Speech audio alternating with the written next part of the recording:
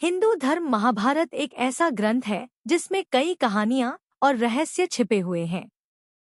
आम तौर पर लोग महाभारत को परिवार की लड़ाई की कहानी के तौर पर जानते हैं, लेकिन इस धार्मिक ग्रंथ में आपको पारिवारिक कलह की वजह, आपसी प्रेम, नफरत, विश्वास, क्रोध और संवेदनाओं का संग्रह मिलेगा। महाभारत से जुड़ी कई ऐसी कहानियां भी हैं जिनका जिक्र महाभारत ग्रंथ में नहीं किया गया और बहुत कम लोग ही इनके बारे में जानते हैं। महाभारत की कथा के अनुसार पांडवों में सबसे छोटे भाई सहदेव त्रिकालदर्शी थे। सहदेव में भविष्य को देखने की क्षमता भी थी, इसलिए युद्ध शुरू करने से पहले दुर्योधन भी उनके पास सही मुहूर्त जानने के लिए भी गया था। हालांकि सहदेव को पता था कि दुर्योधन ही हमारा सबसे बड़ा दुश्मन है, फिर भी सहदेव ने युद्ध आरंभ करने का सही मुहूर्त दुर्योधन को बताया था। अब प्रश्न ये उठता है कि पांडु पुत्र सहदेव त्रिकालदर्शी कैसे बन गए। इस वीडियो में हम इस कथा की चर्चा विस्तार से करेंगे। इससे पहले कि हम वीडियो में आगे बढ़े, यदि अभी तक आपने हमारे चैनल धर्म संज्ञान को सब्सक्राइब नहीं किया है तो कृपया सब्सक्राइब कर लें ताकि आने वाली वीडियो का नोटिफिकेशन सबसे पहले आपको मिलता रहे। पांडवों के गुणों की जितनी भी प्रशंसा की जाए वो कम है। सभी पांडव महान योद्धा और उच्च चरित्र वाले व्यक्ति थे। साथ ही सभी में कोई ना कोई विशेष गुण अवश्य था। युधिष्ठिर धर्मराज थे और उसके विरुद्ध कोई कार्य नहीं करते थे। भीम उस युग के सर्वाधिक बलशाली व्यक्ति थे। अर्जुन जैसा धनुर्धर उस समय कोई और नहीं था।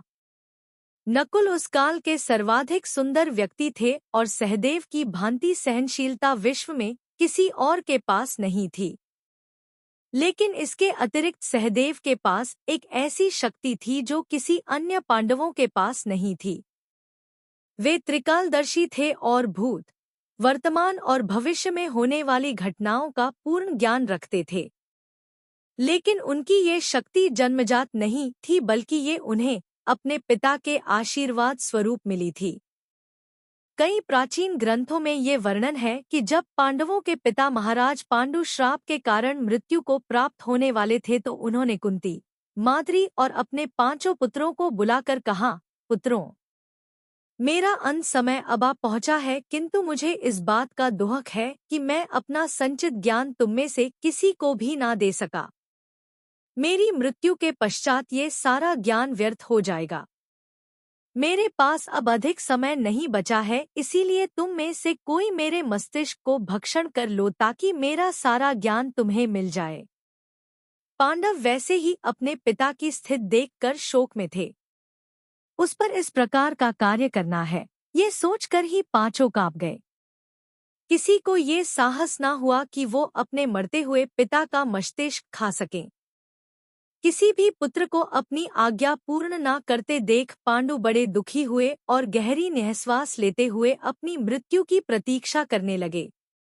अपने पिता को उनके अंत समय में इस प्रकार दुखी देखकर अंततः सहदेव इस भीषण कृत्य को करने के लिए आगे आए।